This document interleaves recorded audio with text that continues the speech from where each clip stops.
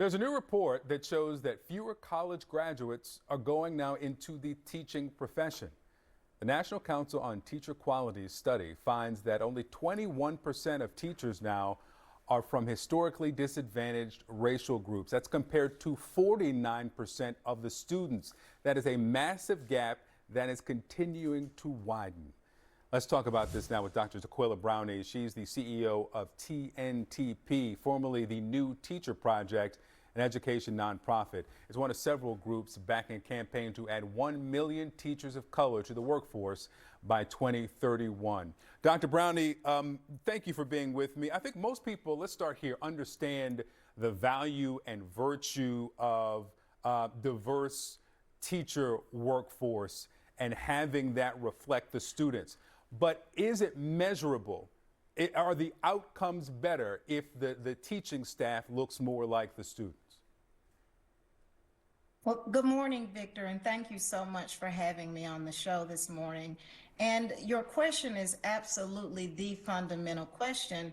And that question is what all needs to be true for all students to thrive in their educational experience, as well as in careers and in life.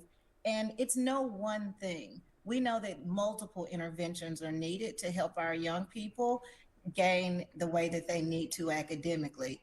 And we also know that the research is clear. A more diverse teacher workforce does lead to improved academic outcomes for all students, including and particularly for students of color. And so why is this happening? There are teachers, increasing numbers of minority teachers, but it's not keeping up with the pace of the percentage of the classroom that is from these groups? That's exactly right. At TNTP, we actually co-founded a campaign in 2021 called the 1 Million Teachers of Color. When we did the calculation, we found that we would need to add 1 million new educators of color by the year 2030 if we wanted to close that gap, the diversity gap that you mentioned. And so we've been collaborating with policymakers, with elected officials, with leaders in all sectors across national levels, state levels, and local levels to actually do the work to increase that number. We know some of the things that would turn that number around, and we need to make sure that we're implementing those. And it's not only the number of new teachers who are from these groups entering the classroom, there's also a disparity as it relates to turnover. Nationally, according to the report, annual turnover is 19% for teachers of color, 15% for white teachers.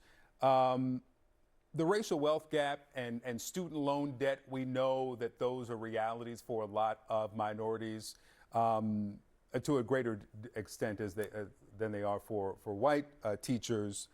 Is it purely economic? So economics is absolutely one of the variables. It certainly is not the only one. Many teachers, like myself, are first-gen college students. And when first-gen students enter their professions, to your point, do the math. Is it logical to go into a profession that's not going to have the return on your investment? Now, unfortunately, the path to getting to teaching does include several financial hurdles. There is also the work of once you get into the profession, what are the working conditions? And what we find is that between the barriers to entry, financial, seat time, and otherwise, and then once teachers of color get into the field, we're not doing enough to retain them. So it's not an either or. We have to do more both to increase the number of teachers through recruitment, but also elevate the profession to make sure it's actually a meaningful, worthwhile, and tenable job, and then do the work to retain our strong, effective, diverse teachers. You know, I thought back to some of those black male teachers I had when I was in elementary school. Clarence Jones stands out in my head, and kind of the things we expected from him, the engagement we had from him that we didn't have from some of the white teachers. And this is something actually that I didn't consider, is that may be one of the reasons that there's this disparity. Black teachers, minority teachers asked to mentor students, discipline students, translate for families, that invisible tax for which they're not compensated for those roles. That's exactly right. And I mean, to your point about our own experience, I grew up in rural Arkansas. My school district, Rivercrest, was a great educational experience for me. The good news is that I did have teachers that looked like me. You know, the research shows that if a young person has multiple teachers, at least two that look like them, they're more likely to graduate from high school, more likely to go on and graduate from college. And so fortunately, those were experiences that I had. And it sounds like you, but we're not increasing the number of teachers of color at the pace, as you said, that the diversity of the student population is changing. Dr. Tequilla Brownie, thank you so much for having this conversation with us, and we will continue to follow your campaign.